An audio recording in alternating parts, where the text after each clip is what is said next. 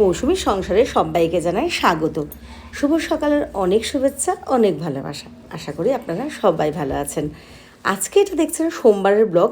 তো সোমবার কিন্তু বেশ তাড়াতাড়ি সকাল সকালে উঠে গেছে। আর হ্যাঁ, একটা কথা কিন্তু ঠিক, মানে শীতকালে যেরকম উঠতে ইচ্ছা করে না, বেলা হয়ে যায়, আর গরমকালে কিন্তু বেশ, এটা আমার ক্ষেত্রে না সবার ক্ষেত্রেই কিন্তু বেশ তাড়াতাড়ি উঠে কাজবাজগুলো হয়ে যায়। তো রান্নাঘরে এসে গেছি, দেখেছেন কি গরম।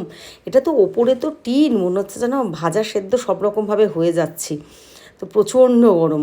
আর ঋষিকে বলেছি জলের কাজটা সেরে ওই ঘরটা থাকতো, ওই ঘরটা সকাল দিকটা একটু গরমটা, মানে টিনের যে তাপটা সেটা কম হয়। তো ঋষির তো সারা গায়ে মানে ঘামাচি মতন কেমন গরম গরম গোটা গোটা উঠে গেছে, বেচারির খুব কষ্ট। হ্যাঁ, ঋষির কেন, এগুলো আমারও হয়ে গেছে, খুবই কষ্ট। তো ওই বাড়ির থেকে বাবা মা ওরা বলে যে কদিন এসে ওই বাড়িতে থাকতে, ওই বাড়ি থাকলে একটু রিলিফ পাবো, মানে ওই বাড়িতে যেহেতু এসি আছে। হ্যাঁ, আমি বাপের বাড়িতে এসি আছে মানে শোনাচ্ছি ওরকম কিন্তু কোনো ব্যাপার নাই, ওসব তো আজকাল সবার ঘরে ঘরেই। মানে যেহেতু আমার নেই, তো মা বলে এসে থেকে গেলে কদিন ওই গায়ের র্যাশগুলো দেখে, ছেলের কষ্ট হয়, আমার কষ্ট হয়, সেই জন্য কিন্তু যাওয়া হয় না। মানে নিজের সংসার থাকলে ওরকমভাবে ছেড়ে হয় না। আর যেহেতু এই ভিডিওগুলো করি, রান্নার ভিডিওগুলো করি, তো ওগুলো পোস্ট করতে, আপনাদের সামনে তুলে ধরতে হয়। যারা আমাকে ভালোবাসেন, যারা দেখেন, এটা কিন্তু প্রত্যেকের নিয়ম। যেমন আমিও তো কারো না কারো ব্লগ দেখি, ভিডিও দেখি, আমিও কিন্তু ওয়েট করে থাকি যে কখন ওনারা ভিডিওগুলো পোস্ট করবে বা রান্নারগুলো, যে কোনো কিছু। তো সেরকম একটা মানুষের, আমি যে ভিডিওগুলো দিই, অনেক মানুষই আমার জন্য অপেক্ষা করে থাকে যে আমি ব্লগগুলো দেবো বা রান্নার পোস্টগুলো দেবো। হ্যাঁ, যেগুলো রান্না করি শর্ট দিয়ে অনেকেই কমেন্ট করেন, মেসেঞ্জারেও বলে না, যারা নিজেদের মানুষ তারা তো ফোন করে, হোয়াটসঅ্যাপে বলে যে হ্যাঁ সত্যিই খেতে ভালো হয়। এবার বলি হাতের ব্যাপার, আমরা বাড়িতেও যেমন মা জেঠিমা কাকিমারাও রান্না করে, কোনো দিন একটা স্বাদ একরকম হয় আর একটা স্বাদ একরকম হয়, সেটা কিন্তু হয় প্রত্যেকটার ক্ষেত্রে। মানে আমরা রান্নার ব্লগ করে বলি ভালো হয়েছে, এবার এই ভালোটাও কিন্তু এক একজনের মুখের স্বাদ যেমন, মানে আমার কাছে যেটা ভালো লাগে আপনার কাছে সেটা ভালো নাও লাগতে পারে। এটা কিন্তু খুব বাস্তব। ওই জন্য কেউ যদি কোনো সময় কমেন্ট করে এটা আমি এইভাবে বানাই, এইভাবে খেলে ভালো হয়, আমি কিন্তু কোনো সময় তাতে অন্য রিপ্লাই দিই না, কারণ হ্যাঁ এটা তো সত্যি কথাই। আর একটা জিনিস, আমি যদি কারোর থেকে দেখে শিখি বা কিছু, আমি কিন্তু বলি যে হ্যাঁ ওনার থেকে এটা দেখে শিখেছি, বা তারপরে কিন্তু সেগুলোও অনেকে করে না, যাক গে সেটা তার ব্যক্তিগত ব্যাপার। তবে আমার একটা বোন আছো, মাঝে মাঝেই বলে যে দিদি তোমার থেকে দেখে অনেক কিছু শিখি, এই যে ভয়েসগুলো দাও সেগুলোর থেকেও শিখি, তখন কিন্তু বেশ ভালো লাগে। তার মানে এমন নয় কি আমি সব পারি সব জানি, এরকম নয়। তবু ভালো লাগে কেউ ভালো একটা কমেন্ট করলে, আর একটা লাইক আর একটা কমেন্টে কিন্তু, এটা আমার ক্ষেত্রে নয়, যারাই এরকম ব্লগার হতে চায় বা পোস্ট করে যে কোনো কিছু, অনেক উৎসাহ পায় বা তাদের মনের মধ্যে কিন্তু অনেকটা ভালো লাগে। পরের একটা ভিডিও নিয়ে আসতে চেষ্টা করে, বা রান্না করলে তখন মনে হয় যে ঠিক আছে চলো নিত্য নতুন একটা অন্যরকম কোনো রেসিপি নিয়ে আসবো, এরকম। এটা কিন্তু আমার বলে নয়, প্রত্যেকের ক্ষেত্রে এটা হয়। তো সেমভাবে আমার ক্ষেত্রেও কিন্তু এটা হয়। তো তেঁতুর ডাল বানাবো, ওই জন্য আমি দেখুন এইখানটা কিন্তু ছোলার ডাল দিয়েছি, মটর ডাল দিলেও হয়, মুগ ডাল দিলেও হয়, ছোলার ডাল ঘরে ছিল তো ওটা দিয়ে। তো আমি কিন্তু ছোলার ডালটা একটু ভিজিয়ে রেখে একটু সেদ্ধ করে নিলাম, তারপরে লাউগুলো দিলাম। তো একটু তেঁতুর ডাল, আগে না ঋষি এই তেঁতুর ডাল বা টক এসব খেতেই চাইতো না, কিন্তু এখন দেখছি আসলে প্রত্যেকটা মানুষের মধ্যে তো একটা চেঞ্জের ব্যাপার থাকে। ঋষিও একটু বড় হচ্ছে, তো এখন অনেক জিনিসই মানে আমি ভাবি হয়তো ও খাবে না, তখন দেওয়ার সময় দেখি ও মা ওটা কিন্তু খেয়ে নেয় বা ভালো খায়। তো ওর মধ্যেও একটা চেঞ্জ আসছে, আসলে বড় হচ্ছে, 8 হয়ে গেল, তো একটা তো চেঞ্জ হবেই। যাই হোক, যেমন তেঁতুর ডালটা আমি ভাবছিলাম ঋষি খাবে কি খাবে না, কিন্তু ও কিন্তু খেয়েছে, বললো মা ভালোই হয়েছে। তো আর আমার তো ভালো লাগেই এসব খেতে, আমি ভালো খাই। এমনিও খাওয়া নিয়ে আমার বাদ বিচার খুবই কম, মানে গোনা খুব দু একটা খাবার খাই না, বাদ বাকি সব খাবারই খাই। তো কালকে যে বড়াটা ভেজেছিলাম গতকালকে, আপনারা দেখেছেন, আলাদা পোস্টও করেছিলাম, ছোলার ডালের কিছুটা ছিল, তো ওটা দিয়ে কটা বড়া বানিয়ে নিলাম, ঋষি আর আমি ওই ভাগে যোগে খেয়ে নিলাম, আর ছোলার ডাল দিয়ে ভাতটা খেয়ে নিয়েছি। তো ঋষির তো খাওয়া হয়ে গেছে, এখন আমি খেতে বসেছি। তো এখন এই ঘরটা এসেই খেতে বসেছি। আর ওই খেতে বসলে বা ফাঁকা থাকলে একটু অন্য সবার ব্লগগুলো দেখি বা একটু সিরিয়ালও দেখি, আমার ঘরে তো টিভি নেই, আর এক হাত দিয়ে ক্যামেরা ধরে রয়েছে, দেখেছেন ব্লুটুথটা কান থেকে পড়ে গেল।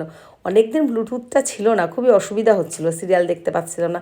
বা হ্যাঁ, অনেক সময় রান্না কাজ করতে গেলে যদি কেউ ফোন করে, তখনও কিন্তু এটার ক্ষেত্রে খুব উপকার হয়। সেদিনকে আমি বৌদিকেই বলছিলাম, বৌদি রান্নাঘরে রান্না করছিল, তো ওই কী যেন ফোন করছিল, তো বৌদি বিরক্ত হচ্ছিলো, তাই বলে বৌদি ব্লুটুথটা যদি কানে দিয়ে নাও তাহলে কিন্তু তুমি কথাও বলতে পারো আর তোমার সুবিধাও হয়। তো বৌদি বললো হ্যাঁ আছে, ওই ব্যবহার করা হয় না, আমি আমার সুবিধা মতন ফোন করে নিই, কথা বলে নিই। এটাও ঠিক, কারণ ও তো রান্নাঘরে প্রচুর কাজ থাকে, একরকম ওর একটা একান্নবর্তী পরিবার, অনেকটা রান্না বান্না গুছানো সবার। এইবার দেখতেই পাচ্ছেন ঋষি কিন্তু, আমি ভয়েস কথা বলে যাচ্ছি, আর ঋষি কিন্তু ঋষির মতন বাদরের নাচ, হনুমানের নাচ, হনুমানের খেলা যা বলতে পারেন। আর পুরো সংসারটা রয়েছে খাটের মধ্যে, ঘটি বাটি, ফল সবজি, ওড়না, জামা কাপড়, আঁকার খাতা। আর ঋষি আঁকাটা কিন্তু এই ফাঁকে দেখিয়ে নিয়েছে, আপনারা দেখেছেন কিনা জানি না। তো যদি পারি এটা পরে আবার আলাদা একবার শেয়ার করব। আপাতত আপনারা হনুমানের নাচটাই দেখুন, আমারও দেখতে কিন্তু বেশ ভালো লাগছে। আর একটা আশ্চর্য ব্যাপার হলো কি, এটা যখন ও আমাকে হঠাৎ করে বললো, মা ওকে তো এমনি আমি আনিই না খুব একটা, কারণ যেহেতু পড়াশোনা বা যাতে কেউ না ভাবে কি ওর পড়াশোনার ক্ষতি হচ্ছে বা কি কিছু, মা ফোনটা একটু দাও তো, আমি একটু বিছানাটা গুছিয়ে নিই, এটা তোমাকে আজকে ব্লগে করে নিই, কেন তুমি সবসময় একা একা করো। তো আমি ভাবলাম ঠিকই আছে, সারাদিন তুই নিজের রান্না নিজেরটুকু দেখা, আর এখন তো কোথাও বেরোচ্ছিও না, এমনিই বেরোই না, তো গরমে তো আরও বেরোনো হচ্ছে না। তো দেখুন ও ক্যামেরাটা চালিয়ে এসব করেছে। তো আমি যখন ভয়েস দিচ্ছিলাম, এডিট করতে গুছাচ্ছিলাম, বারবারই বলছে, মা আমার এগুলো দাওনি তো। তো পড়তে বসেছে, বলছে কি না না ওগুলো আমি দেইনি।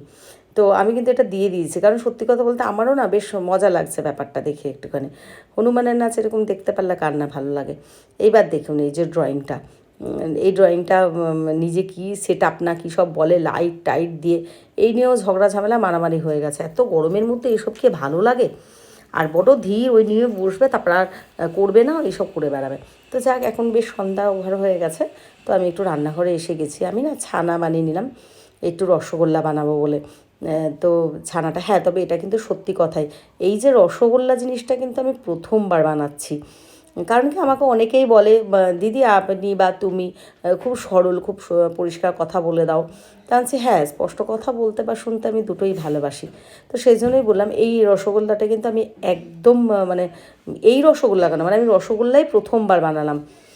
তো খারাপ হয়নি, তার মধ্যে প্রথমবারের ভুল ত্রুটি তো একটু থাকেই, কিন্তু খেতে খারাপ হয় না। আর ছানা তো এমনিই বা খারাপ কী হবে খেতে, ছানা তো খেতে এমনিই ভালো লাগে। তো যাই হোক, এটা দেখতেই পাচ্ছেন আমি কাঁচা আমের রসগোল্লা বানাচ্ছি। তো এটা কিভাবে বানাচ্ছি আমি তো পুরো ভিডিওটা একটা শর্ট করে দেব। আর এই ক্ষেত্রে বলি, যারা ফেসবুক থেকে দেখবেন তারা মৌসুমি বড়াল ঘোষ, আর যারা ইউটিউব থেকে দেখবেন মৌসুমির সংসারেই দেখবেন। আমি চেষ্টা করব দুটোতেই শর্ট দেবার, যদি ভালো লাগে দেখে নিতে পারবেন। আর দেখুন কালারটা কি সুন্দর না? খাওয়া তো পরের কথা, রেডি হবে তারপরে খাবো, কিন্তু যখন বানাচ্ছিলাম না নিজেরই বেশ ভালো লাগছিলো, কারণ প্রথমবার। আর দেখেছে রসগোল্লা কেমন ভেসে ভেসে গেছে, মানে বেশ কিন্তু ভালোই লাগছে দেখে। তো এটা বানিয়ে নিচ্ছে, আর ওদিকে ঋষির ওদিকে তো কী করছে না করছে ওকে একটু দেখছি। তারপরে এই ফেসবুকের মানে যারা লাইক কমেন্ট করে তাদের সাথেও একটু কথা বলি, কেউ মাঝে মাঝে ফোন করে, তাদের সাথে একটু কথা বলে নিই। তো এইসব কাজ তো চলতেই থাকছে। আবারও বলছি কিন্তু, যদি ভিডিওগুলো ভালো লাগে প্লিজ একটা লাইক কমেন্ট শেয়ার করে দেবেন। তো একটা লাইক কমেন্ট শেয়ার করলে কি আমি অনেক উৎসাহ পাবো পরের ভিডিও নিয়ে আসতে, আমার ভালো লাগবে। আর হ্যাঁ, মেয়ের কথা বলি, মেয়ের কিন্তু পাটা এখন ভালো আছে। সেদিনকে ওই যে বললাম, হঠাৎ করে দেখি দরজাটা বন্ধ, আমাকে বের করে দিল।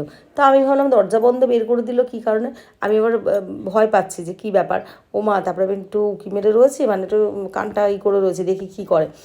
দেখি নিজে একা একা গান গাইছে আর নাচ করছে। তখনই বুঝতে পারলাম যে ও ঘরের মধ্যে নাচ করছে। তারপরে বুঝতে পারলাম যে ওর পাটা তাহলে এখন ভালো আছে।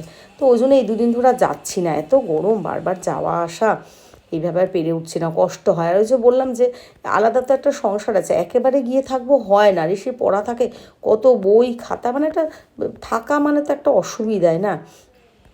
তো ওই জন্য কাছের থেকে কাছে ডেলি যাওয়া আসা করি। তো দুদিন আর যাচ্ছি না, ও ভালো আছে বলে। এই দেখো আমাদের কালো শুয়ে রয়েছে, আর ঋষি শুধু ওকে খেপায় এরকমভাবে, মানে দেখানোর চেষ্টা করে যে দেখো ও কী কুড়েও শুয়ে শুয়ে খায়। এটা সত্যি কথা, খাবার দিলে কিন্তু কোনো সময় ওঠে না। তো যাই হোক, আজকের ভিডিওটা এখানেই শেষ করছি। সবাই ভালো থাকবেন, সুস্থ থাকবেন, আমাদের পাশে থাকবেন। শুভরাত্রি, টাটা।